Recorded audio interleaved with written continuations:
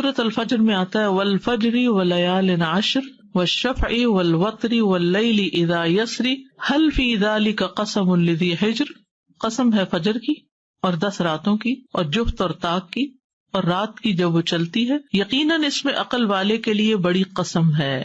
ابن عباس، ابن زبیر، مجاہد اور ان کے علاوہ بہت سے اگلے پچھلے اسکالرز نے یہی بات کہی ہے کہ ان 10 راتوں سے مراد ذوالحجہ کی پہلی 10 راتیں ہیں. ذوالحجہ کی 2 فضیلتیں ہیں بڑی. ایک یہ کہ حج کا مہینہ ہے، جیسے رمضان روزے رکھنے کا مہینہ ہے تو ذوالحج کیا ہے؟ حج کا مہینہ. اور دوسرا یہ کہ حرمت والا مہینہ ہے. رمضان کی فضیلت یہ تھی کہ اس میں قرآن نازل ہوا تھا اور اس میں روزے رکھتے ہیں، اور یہاں پر حج اور حرمت والے مہینے کتنے ہیں؟ کل 4 مہینے ہیں، رجب، ذیقعدہ، ذوالحجہ اور محرم. اور حج کے مہینے کون سے؟ شوال، ذیقعدہ، ذوالحجہ کے 10 دن. اس مہینے کی جو فضیلت ہے اس میں خاص طور پر اس کے جو 10 دن ہیں یہ افضل ایام الدنیا ہے، دنیا کے افضل ترین دن، سب سے بہترین دن. رسول اللہ صلی اللہ علیہ وسلم نے فرمایا دنیا کے دنوں میں افضل ترین دن 10 دن یعنی عشرہ ذوالحجہ کے دن ہے. کوئی دن اللہ کے ہاں ان 10 دنوں سے زیادہ عظمت والا نہیں.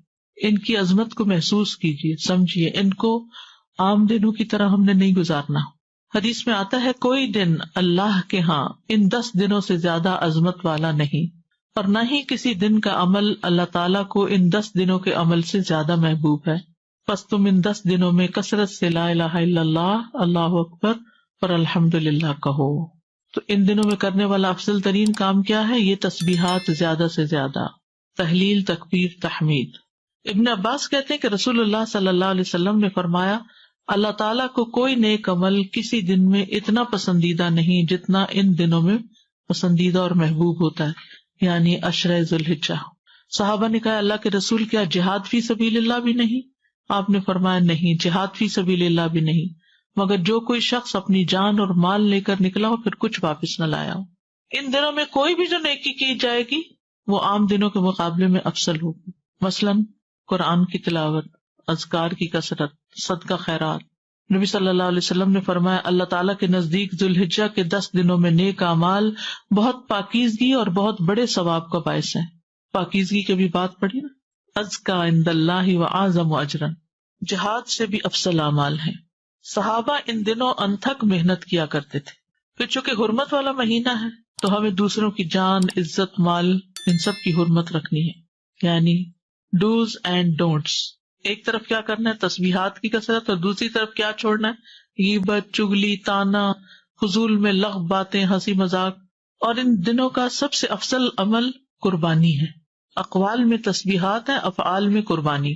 اپنے شر سے دوسروں کو محفوظ رکھنا، اپنی زبان سے دوسروں کو اذیت نہیں دینا، بدگمانی، تجسس، ٹوہ نہیں لگانا، آر نہیں دلانا، نفرت و بغض نہیں کرنا، ظلم نہ کرنا ہے نہ ہونے دینا ہے، کسی کو بے عزت نہیں کرنا، آر دلانا اور تانا دینے والی عادتوں کو چھوڑنا ہے. ٹانٹنگ وہ جو عادتیں ہوتی ہیں نا ان کو بھی چھوڑنا ہے.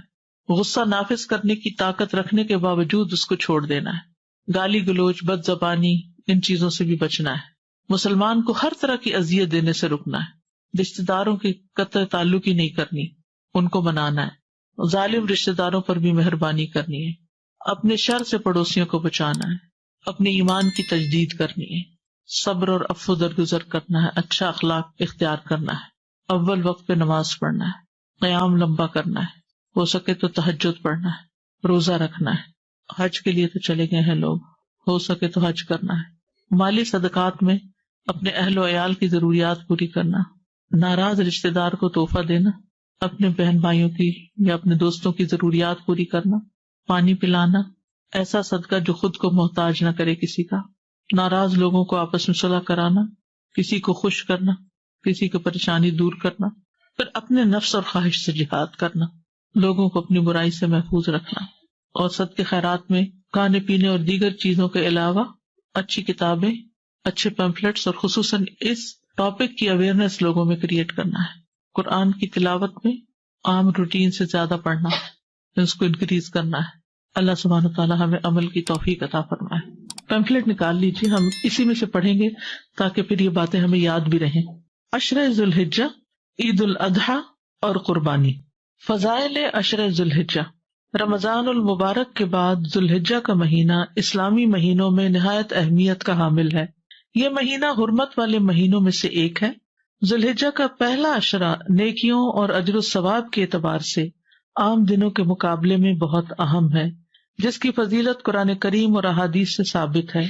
قرآن مجید میں اللہ سبحانہ تعالیٰ نے ان دنوں کی قسم کھائی ہے، والفجر ولیال عشر، قسم ہے فجر کی اور 10 راتوں کی۔ اکثر مفسرین کے نزدیک لیال عشر سے مراد ذوالحجہ کی ابتدائی 10 راتیں ہیں۔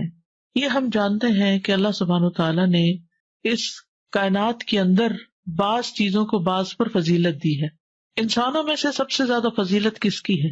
انبیاء کی، اور پھر انبیاء میں سے محمد صلی اللہ علیہ وسلم کی۔ راتوں میں سے کس رات کی فضیلت زیادہ ہے؟ آخری 10 راتوں کی، اور اس میں سے لیلۃ القدر کی۔ مہینوں میں سے سب سے زیادہ فضیلت کس کی ہے؟ رمضان المبارک کی۔ دنوں میں سب سے زیادہ فضیلت کس کی ہے؟ ہر ہفتے میں جمعہ کی، اور سال میں ذوالحج کے ان 10 دنوں کی۔ یعنی راتوں میں رمضان کی راتیں افضل ہیں ذوالحج کی راتوں سے، لیکن ذوالحج کے دن رمضان کے دنوں سے زیادہ افضل ہیں۔ تو یہ بہت اہم عشرہ ہے، اس لیے اس کو بڑے دھیان سے گزارنا ہے، اور نیکی کے کاموں میں زیادہ سے زیادہ وقت لگا کے اس کو گزارنا ہے۔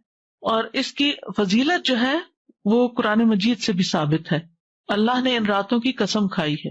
اللہ سبحانہ و تعالیٰ جب کسی چیز کی قسم کھاتے ہیں تو اس کو ایک طرح سے گواہ بناتے ہیں، اس چیز کی ایک اہمیت ہوتی، اس کے کچھ فائدے ہوتے ہیں۔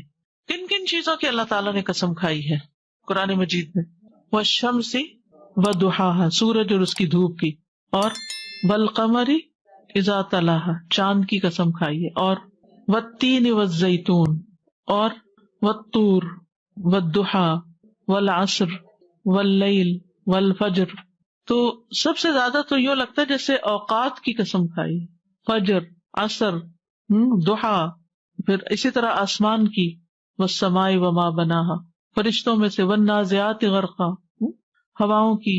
تو یہ جو اللہ تعالیٰ کا قسم کھانا ہے، یہ متوجہ کرنا ہے کہ اس چیز کی طرف انسان دھیان کرے، اس میں غور کرے اور اس کے فائدوں کو تلاش کرے۔ یہ جو یہاں ان 10 راتوں کی قسم کھائی، والفجر ولیال عشر، تو ان 10 راتوں پر توجہ کرنے کی ضرورت ہے کہ کون سی 10 راتیں ہیں، اور راتیں کہہ کر مراد دن لیا گیا ہے، یہ بھی یاد رکھیے۔ عربی زبان میں دن رات سے شروع ہوتا ہے۔ جب ہم کیا دیکھتے ہیں؟ چاند دیکھتے ہیں۔ رمضان کب شروع ہوتا ہے؟ چاند دیکھنے سے۔ عید کب شروع ہوتی ہے؟ چاند دیکھنے سے، ٹھیک ہے۔ تو یسألونک عن الاہلہ قل ہی مواقیت للناس والحج، یہ آپ سے سوال کرتے ہیں چاند کے بارے میں کہ چاند کی جو مختلف حالتیں ہیں، کہہ دیجئے کہ یہ مواقیت للناس، لوگوں کو اوقات بتانے کے لیے، والحج، اور خصوصاً حج کے اوقات بتانے کے لیے۔ تو لیال سے مراد لٹرل میننگ تو اس کا رات ہے، لیکن اس میں دن بھی شامل ہے۔ جیسے ہم کہتے ہیں 10 دن ہو گئے ہیں اس کام کو شروع کیے ہوئے، تو اس کا کیا مطلب ہے؟ اونلی ڈیز یا نائٹ بھی؟ نائٹ بھی انکلوڈ ہے، ٹھیک ہے۔ تو جب رات کا لفظ بولا جاتا ہے تو دن اس میں شامل ہے۔ تو یہ 10 دن جو ہیں یہ نیکیوں اور اجر و ثواب کے اعتبار سے عام دنوں کے مقابلے میں بہت اہم ہے۔ پورے سال کے دنوں میں آپ کو وہ فضیلت نیک اعمال کی نہیں ملے گی جو ان 10 دنوں میں ملے گی۔ لیکن ان 10 دنوں کا خاص عمل کیا ہے؟ اللہ تعالیٰ نے ان 10 دنوں میں اپنے ذکر کا خاص حکم دیا ہے۔ ارشاد فرمایا وَيَذْكُرُ اسْمَ اللَّهِ فِي أَيَّامٍ مَّعْلُومَاتٍ، سورۃ الحج آیت 28۔ اور معلوم دنوں میں اللہ تعالیٰ کا نام یاد کریں، یعنی اللہ کے نام کا ذکر کریں، ورد کریں۔ ابن عباس سے روایت ہے کہ ان معلوم دنوں سے مراد عشرہ ذوالحجہ کے 10 دن ہیں، اور ان 10 دنوں میں کیے جانے والے اعمال اللہ تعالیٰ کو دیگر دنوں کی نسبت زیادہ محبوب ہیں۔ ان 10 دنوں میں جو بھی نیکی کا کام آپ کریں گے، آپ اس کا اجر و ثواب زیادہ پائیں گے، اور اللہ کی محبت کو پانے کا ذریعہ بن جائے گا۔ کل ہی کسی نے مجھے سوال کیا کہ ہم اللہ کی محبت کیسے پائیں؟ ان 10 دنوں میں زیادہ سے زیادہ نیکیاں کما کے اللہ کی محبت حاصل کریں، کیونکہ اللہ تعالیٰ کو یہ بہت پسند ہے کہ لوگ ان 10 دنوں میں عام روٹین سے ہٹ کر زیادہ نیک کاموں کی طرف متوجہ ہوں۔ تو اس عشرے کے اندر کیا خاص خصوصیت ہے؟ حج کا دن ہے، عرفہ کا دن ہے۔ پورے سال میں سے سب سے زیادہ بخشش عرفہ کے دن ہوتی ہے۔ حتیٰ کہ رمضان کی راتوں سے بھی بڑھ کر یہ دن جو ہے بخشش کا دن ہے. تو اس لیے انسان کو اس دن کی یعنی اسی عشرے میں چونکہ آ رہا ہے تو اس دن کی اہمیت کو محسوس کرنا چاہیے اور دعا کرنی چاہیے اس دن خصوصاً کہ اللہ تعالیٰ ہمیں بھی جہنم سے آزاد کر دے. یعنی اس مہینے میں 10 دن تو اہم ہے ہی، لیکن اس کا 11واں دن جو مینا میں گزارتے ہیں حاجی، ان کے لیے وہ دن بھی بڑا امپورٹنٹ ہے. ایام تشریق بھی اسی مہینے میں ہے، تو یہ بہت فضیلت والے دن ہے. اور قربانی والا دن، اس میں ہم کیا کرتے ہیں؟ قربانی کرتے ہیں. اب دیکھیں کہ رمضان میں ہم ایک ہی کام کر رہے ہوتے ہیں نا، روزے رکھ رہے ہوتے ہیں یا قرآن مجید تراویح رات کو پڑھ رہے ہوتے ہیں، ایوری ڈے تقریباً سیم عمل ہو رہا ہوتا ہے. لیکن عشرہ ذی الحج میں ملٹیپل کام کر رہے ہوتے ہیں جن میں قربانی بھی ہے، جان کا صدقہ بھی ہے، اور روزہ بھی ہے عرفہ کے دن کا، یا پھر حج کرنا ہے عرفہ کے دن، یا پھر یہ تکبیرات خصوصی طور پر پڑھنی ہے جو خود بتائی گئی. یعنی یہ سارے اعمال بتائے گئے کہ ان دنوں میں کیے جائیں، عشرہ ذی الحجہ میں کرنے کے کام. اور پھر ان 10 دنوں میں کوئی عمل اس عمل سے زیادہ محبوب نہیں، اور وہ کیا ہے؟ لا الہ الا اللہ اور اللہ اکبر اور الحمدللہ پڑھنا. اس لیے ان دونوں طرح کی تکبیرات کو صحابہ جو ہیں وہ پڑھا کرتے تھے، اور یہ اجر عظیم پانے کے بہترین مواقع ہیں. صحابہ کرام سخت محنت کیا کرتے تھے. سعید بن جبیر ذی الحجہ کے 10 دن داخل ہونے کے بعد عبادت میں بہت زیادہ کوشش کرتے، اتنی کہ ان کی ہمت نہ ہوتی جس پر، یعنی کہ اپنی ہمت سے بڑھ کے ان دنوں میں اپنے آپ کو تھکایا کرتے تھے. آپ کے پاس یہ دوسرا پیمفلٹ بھی ہے بلو کلر کا، ہے نا؟ اس میں آپ دیکھیے کہ پیچھے کی طرف یہ تکبیرات لکھی ہوئی. آپ یہ کر سکتے ہیں گھر لے جا کر اس کو اپنے وارڈروب پہ یا اپنے ڈریسنگ ٹیبل پہ یا کسی بھی جگہ جہاں آپ کی نظر زیادہ پڑتی ہے وہاں اس کو چپکا دے. اس کے علاوہ ایک اور کارڈ بھی آپ کو بک اسٹال سے مل جائے گا جس میں صرف تکبیرات لکھی ہوئی.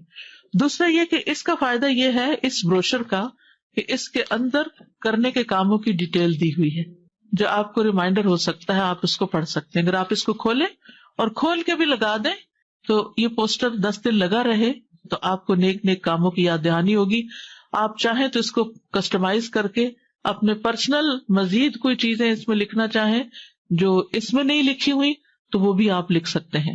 کیونکہ یعنی نماز، روزہ، قرآن مجید، ذکر اور دعا، صدقہ و خیرات، خدمت خلق، عید اور قربانی، متفرقات، یہ ساری چیزیں ان 10 دنوں میں جمع ہو سکتی ہیں. کیونکہ کسی بھی دن کیا ہوا عمل اللہ تعالیٰ کو ان 10 دنوں میں کیے ہوئے عمل سے زیادہ محبوب نہیں. دوسرا اہم کام جو ان دنوں میں کرنے کا ہے وہ ہے روزہ رکھنا. اب اس میں بہت جھگڑا ہوتا ہے کہ عرفہ کا دن یہاں کا ہو یا وہاں کا ہو.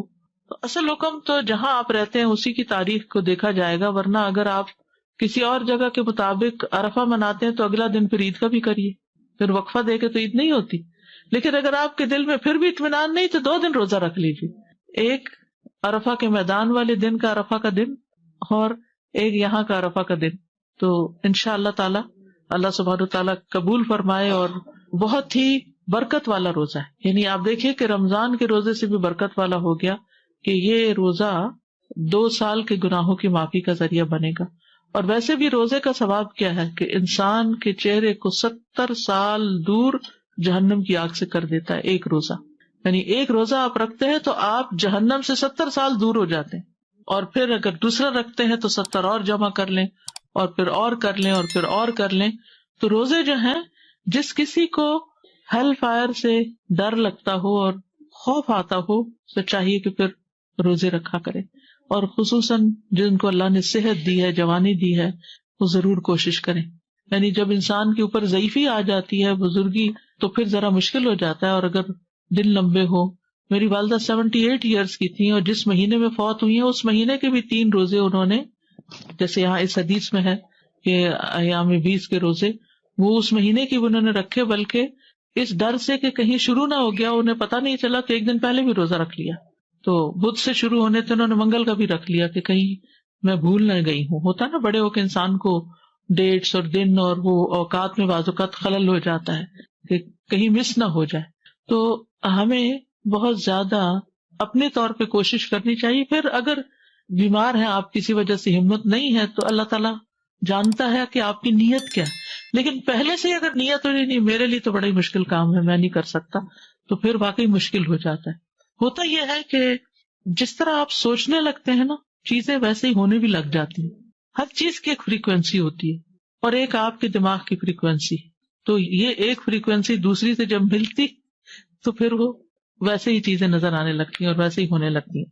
تو اب آپ دیکھ رہے ہیں کہ یہ جو دن ہے حرمت والے اور فضیلت والے، ان میں عید بھی آ جاتی ہے، اور اس اعتبار سے بھی اس کی اہمیت ہے. ویسے تو ذو الحج کے مہینے کی فضیلت دو اہم اعتبار سے ہے. ایک یہ کہ اس میں حج ہوتا ہے، اور دوسرا یہ کہ وہ حرمت والا مہینہ ہے جن میں جان، عزت اور مال کی حرمت کا پاس رکھنا چاہیے. اور اس عظیم مہینے میں سب سے عظیم دن ہے، اور اس عظیم دن میں، عید والے دن میں، سب سے عظیم کام قربانی کرنا ہے اور حرمتوں کو پامال نہ کرنا. حرمتوں کو پامال کرنا کیا ہے؟ کہ کسی کی جان، مال، عزت پر ہاتھ اٹھانا، زبان کھولنا.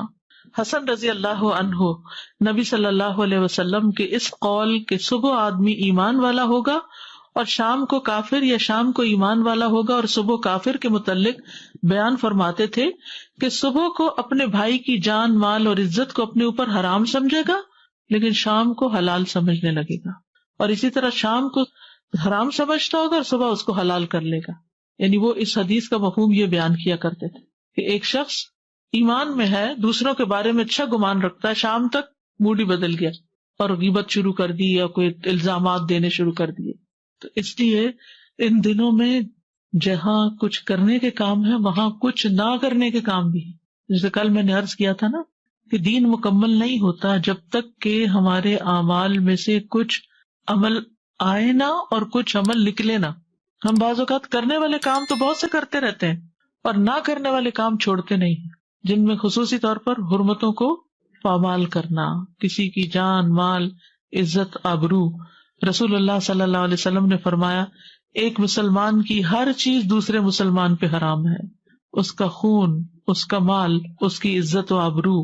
اپنے ہر قسم کے شر سے دوسروں کو محفوظ رکھنا چاہیے. نبی صلی اللہ علیہ وسلم نے فرمایا تم میں سب سے بہتر وہ ہے جس سے خیر کی امید ہو. یعنی جب وہ سامنے سے آ رہا ہو تو آپ کہیں کوئی اچھی بات ہی کرے گا، اس کے منہ سے اچھی بات نکلے گی، یہ مجھے ذلیل نہیں کرے گا، یہ میرے ساتھ بدتمیزی نہیں کرے گا، یہ مجھے کوئی ٹانٹ نہیں کرے گا، یہ میرے پہ کوئی چڑھائی نہیں کرے گا، خیر ہی ہوگی اس سے. تو آپ سوچئے کہ ہماری پرسپشن کیا ہے جب ہم کسی سے ملتے ہیں یا دور سے آ رہے ہوتے ہیں تو لوگ ہمیں دیکھ کے کیا فیل کرتے ہیں؟ اچھا فیل کرتے ہیں یا دے گیٹ اسکیئرڈ کہ پتہ نہیں ابھی کیا ہونے والا ہے، کیا کرے گا، کون سی بات مجھے پرانی یاد کرا دے گا اور کہاں سے تانا دے دے گا. یعنی کچھ لوگوں سے اپنی عزت بچانی پڑتی ہے اور ایسے لوگ کترا کے نکل جاتے ہیں.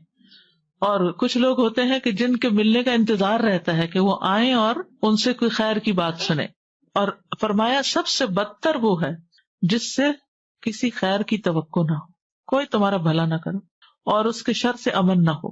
اس لیے بہت ضروری ہے کہ ان دنوں میں غیبت، چغلی وغیرہ سے بچنا چاہیے. اپنی زبان سے دوسروں کو اذیت نہیں دینی چاہیے، آپس میں نفرت اور بغض کو چھوڑ دینا چاہیے، نہ ظلم کرنا چاہیے نہ ہونے دینا چاہیے، کسی کو بے عزت نہیں کرنا چاہیے، آر دلانے اور تانا دینے والی عادتوں کو چھوڑ دینا چاہیے. کیونکہ جو شخص کسی کو آر دلائے گا اس پر اس چیز کا وبال آئے گا. ٹھیک ہے، رسول اللہ صلی اللہ علیہ وسلم نے فرمایا اگر کوئی آدمی تمہارے کسی برے فعل پر جسے وہ جانتا ہے تمہیں آر دلائے تو تم اس عیب کو جسے تم جانتے ہو اسے تانا مت دینا.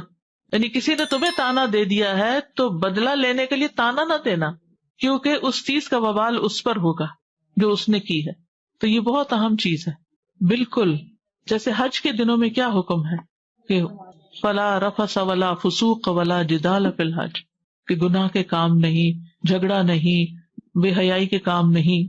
پھر گالی گلوچ اور بد زبانی سے انسان کو بچنا چاہیے، ہر قسم کی اذیت سے دور رہنا چاہیے. یعنی جیسے سب کے سامنے تھوک دینا، گلی بازار پہ کوڑا پھینکنا، پیشاب کر دینا کسی کے سامنے، اس طرح کی جو بھی چیزیں دوسروں کو اذیت دینے والی ہیں. پھر اسی طرح قطع رحمی کے وبال سے بچنا چاہیے، کیونکہ قطع رحمی کرنے والے کے اعمال قبول نہیں ہوتے، اور جو رشتوں کو کاٹ کے رکھتا ہے یا جھوٹی قسم اٹھاتا ہے وہ مرنے سے پہلے اس کا وبال دیکھ کر رہے گا. ظالم رشتہ داروں پر بھی مہربانی کرنی چاہیے، خادموں پر زیادتی سے بچنا چاہیے، پڑوسیوں کو شر سے بچانا چاہیے۔ عید کے دن 2 رکعتیں بس جلدی سے پڑھ کے فوراً لوگ کھڑے ہونے لگتے ہیں، یا تو واپس جانے لگتے ہیں یا پھر ایک دوسرے سے گلے ملنے لگتے ہیں، امام صاحب بول رہے ہیں پرواہ ہی نہیں ہے۔ تو جتنی نماز امپورٹنٹ ہے، ایسے ہی یہ نماز کا حصہ ہے، یہ خطبہ بھی سننا لازم ہے۔ تو اس وقت خاموشی ہونی چاہیے، جیسے جمعے کے خطبے میں خاموشی ہوتی ہے، پورے ادب، احترام اور وقار کے ساتھ۔ ہوتا یہ ہے کہ بعض اوقات ہم لیٹ پہنچتے ہیں، اسی لیے یہاں یہ بھی لکھا گیا جلدی پہنچے۔ لیٹ پہنچتے ہیں، راستے میں بیٹھ جاتے ہیں یا گاڑی ڈبل پارکنگ کر کے آ جاتے ہیں، تو پھر جلد بازی ہوتی ہے کہ بس سلام پھیریں اور فوراً نکلیں، یا پھر کام پہ جانے کی جلدی ہوتی ہے، تو یہ ان آداب کے خلاف ہے بات، تو اس پر توجہ کرنی چاہیے۔ عید کی خوشی میں سرشار ہوتے ہیں اور سرشاری میں سب کچھ بھول جاتے ہیں، ادب آداب ہی بھول جاتے ہیں کہ کیا کرنا چاہیے کیا نہیں، کیونکہ جس سے مل رہے ہیں اس قدر ایکسائٹیڈ ہیں، گلے مل کر جھولتے رہتے ہیں، اور یہ بھول جاتے ہیں کہ پیچھے کوئی لوگ بھی کھڑے، اور بعض اوقات لمبی لائنیں کھڑی ہو جاتی ہیں ہمارے پیچھے، اور ہم عین دروازے کے بیچ میں کھڑے ہو کر اپنی لمبی چوڑی باتیں اور دن بھر کا پروگرام شیئر کرنے لگتے ہیں کہ آج کہاں جانا ہے۔ تقبل اللہ منا و منکم، اللہ تعالی ہم سے اور آپ سے عبادت قبول فرمائے۔ نماز عید کے لیے ایک راستے سے جانا اور دوسرے سے واپس آنا، ہلکے پھلکے کھیلوں اور اشعار کے ذریعے خوشی منانا۔ جی، بچوں کے ساتھ یعنی خاص طور پر کچھ نہ کچھ ایسا پروگرام رکھا جائے کہ جس سے انہیں محسوس ہو کہ آج خوشی کا دن ہے۔ قربانی جو ہے نا، یہ اللہ کا قرب حاصل کرنے کے لیے کی جاتی۔ لوگ اس میں بڑی لمبی چوڑی بحثیں کرتے ہیں، جس کے پاس 7.5 تولے سونا ہو اس پر قربانی واجب ہے، اور جس کی جاب اتنے پیسوں کی ہو وہ قربانی کرے گا۔ تو اصل بات یہ ہے کہ قربانی اللہ کے قرب کے لیے ہوتی ہے، کہ ہم اللہ کے قریب ہوں، اور اللہ کی محبت میں کی جاتی ہے، شکرانے کے طور پر ادا کی جاتی ہے کہ اللہ نے ہمیں نعمتیں دی ہیں، ہم دوسروں کو بھی نعمتوں میں شریک کریں۔ تو اس میں لمبی چوڑی مین میخ نہیں نکالنی چاہیے، اور اگر آپ کے اندر وسعت ہے تو قربانی کر لیں، کیونکہ اصل چیز ہے وسعت، کہ آپ اپنے اخراجات پورے کرنے کے قابل ہیں، اور اگر ایک قربانی بھی سب گھر والوں کی طرف سے ہو جائے تو کافی ہوتی ہے۔ قربانی کے بعض اوقات لوگ عجیب و غریب مقاصد بنا لیتے ہیں، دوسروں کو شو آف کرنا، دکھاوا کرنا، اور تفاخر اور مہنگے مہنگے جانور خریدنا، تو یہ کوئی دکھاوے کا موقع نہیں ہے، بلکہ خالصتاً اللہ کو راضی کرنے کے لیے قربانی کرنی چاہیے۔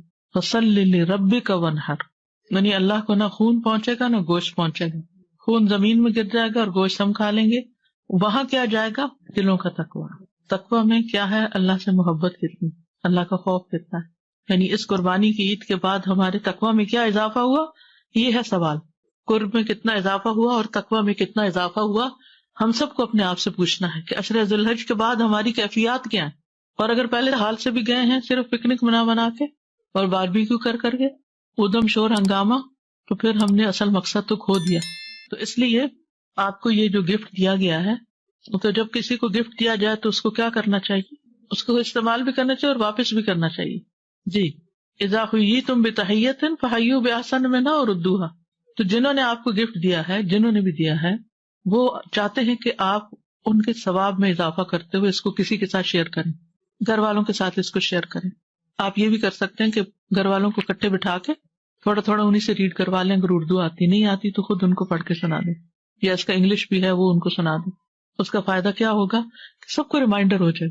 یہ میں نے خود تیار کروایا تھا، اس پہ ریسرچ کی تھی، سب کچھ کیا تھا، لیکن خود مجھے ذاتی طور پر ہر سال اس کو پڑھنے کی ضرورت محسوس ہوتی ہے، کیونکہ علم پرانا ہو جاتا ہے، بھول جاتی ہیں باتیں، روح نہیں زندہ رہتی، وہ چیزیں نیچے ہی دب جاتی ہیں، پھر ان کو نکال کے فریش کرنا پڑتا ہے۔ تو اس علم کو زندہ کرنے کی ضرورت ہے، کسی نہ کسی کے ساتھ ضرور شیئر کریں، چاہے لکھ کے کریں، بول کے کریں، پوسٹ کر کے کریں، دے کے اور مزید لے کے بانٹ کے، یعنی کچھ نہ کچھ اس میں حصہ ڈالیں، ٹھیک ہے۔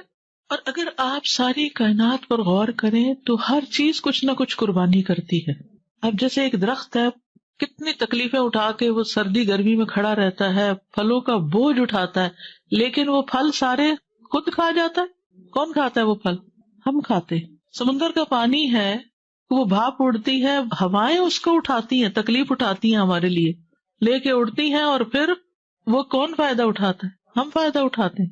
ہر چیز قربانی کر رہی ہے، اپنے اپنے طریقے سے کر رہی ہے، اور ایک ہم ہے کہ ہر چیز لے کے بیٹھے ہوئے، علم لے لیتے ہیں، وہ لے کے بیٹھ جاتے ہیں، اللہ مال دیتا ہے وہ لے کے بیٹھ جاتے ہیں، کوئی اور چیز اللہ ہمیں دیتا ہے شیئرنگ کا نہیں سوچتے. تو قرب ملتا ہے دینے سے، قربان کرنے سے. ابراہیم علیہ السلام کو قرب کیوں ملا تھا اللہ کا؟ اللہ نے ان کو اپنا دوست کیوں کہا؟ بیٹا قربان کرنے لگے، ہر چیز قربان کر رہے تھے. ایک بات بڑی عجیب لگتی ہے مجھے کبھی کہ اللہ سبحانہ وتعالیٰ فرماتے ہیں وَآتَيْنَاهُ فِي الدُّنْيَا حَسَنَةً، کہ ہم نے ابراہیم کو دنیا میں حسنہ عطا کی. ہاں کہتے ہیں ان کی زندگی تو امتحانوں سے بھری ہوئی تھی، اور اللہ سبحانہ وتعالیٰ اس کو حسنہ کہتے ہیں. تو جب ہم مانگتے ہیں ربنا آتنا فی الدنیا حسنہ، تو اس کا صرف یہ مطلب نہیں ہوتا کہ اور مال مل جائے اور زندگی عیش و عشرت کا نمونہ بن جائے. اس کا مطلب ہے کہ ہمیں زیادہ سے زیادہ نیکیوں کی توفیق ہو، اور اگر ہماری زندگی میں کوئی امتحان آئے تو وہ بھی ہمارے درجات کی بلندی کا ذریعہ بن جائے. یہ ہے حسنہ، اور نیکی کی توفیق، اور نیکی کی توفیق. اور وہ اپنی نیند، آرام، سکون قربان کر کے ہی ملے گا. جب تک آپ اپنی کوئی چیز قربان نہیں کرتے نا تو کسی اور کو کچھ دے نہیں سکتے. تو یہ قربانی کا جذبہ صرف اس جانور کی قربانی کر کے نہ کریں، یہ قربانی کا جذبہ اپنے اندر بھی لائیں. یہ عید کا پیغام یہی ہے، یہی ریمائنڈر ہے. اپنے اندر بھی قربانی کا جذبہ لائیں کہ دوسروں کی خاطر کبھی کسی کے لیے اپنی نیند قربان کر لینا، اور کبھی کسی کے لیے اپنی بھوک، اور کبھی کسی کے لیے اپنا مال، اور کبھی جان، اور کبھی اوقات، یعنی کچھ نہ کچھ دینے والے بنے. دیکھیں اللہ اور ہمارے درمیان یہ دنیا حائل ہے. جتنا جتنا ہم اس کو اللہ کی خاطر نکالتے جائیں گے، یعنی اللہ کی خاطر استعمال کریں، ہم اللہ کے قریب ہوتے جائیں گے. اور یہ ہمیں فزیکلی ایک ایکٹیویٹی کرائی گئی کہ جانور ذبح کرو اور دیکھو اللہ نے اس کو پیدا کیا تمہارے لیے، کیسے وہ اپنی جان دے رہا ہے. تم اس کی تو جان لے رہے ہو، اپنی بھی کبھی دینے کی سوچی؟ یہ تو ایک ریچول ہے، اللہ کا حکم ہے. جی اہمیت قربانی کہ یہ صرف ہمیں حکم نہیں دیا گیا، ہر امت کو اس کا حکم تھا، ہر دور میں اس کا حکم رہا. سب شریعتوں میں قربانی رہی ہے. کہ پوچھے یہ قربانی ہم کیوں کرتے ہیں؟ فرمایا تمہارے باپ ابراہیم کی سنت ہے، یعنی انہوں نے اپنے بیٹے کی قربانی کرنے سے بھی دریغ نہیں کیا، تو ہم ان کی پیروی میں کم از کم ایک جانور تو قربان کریں. اگر ایک گھر میں ایک قربانی ہوتی ہے تو کافی ہے. اگر وہ سب اپنی اپنی کرنا چاہے تو بھی ٹھیک ہے، اور اگر ایک سب کی طرف سے ہونا چاہے تو وہ بھی ٹھیک ہے، سب کی ہو جائے گی. یعنی دیکھیں اصل میں کیا بات ہے کہ استطاعت پر ہے، کیونکہ نبی صلی اللہ علیہ وسلم نے 2 بھی کیا، 1 بکری بھی کی، ازواج کی طرف سے گائے بھی کی، 100 اونٹ بھی کیے. ہاں تو اصل جو مقصد ہے نا قربانی کا وہ ہے قرب. کہ ہو سکتا ہے 1 سال آپ کی حیثیت ہو، ہر بچہ کما رہا ہے، اپنی اپنی کر سکتا ہے، اور 1 سال جاب نہیں ہے تو اگر ماں باپ کر رہے ہیں سب کی طرف سے تو وہ بھی کافی ہے.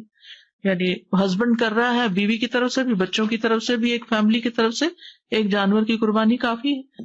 دیکھیں 10 حصے پڑ سکتے ہیں، یہ مطلب ہے 10 لوگ شامل ہو سکتے ہیں، 10 لوگ مل کے پیسے کنٹریبیوٹ کر کے 1 اونٹ ذبح کر لیں، یہ بھی ہو سکتا ہے.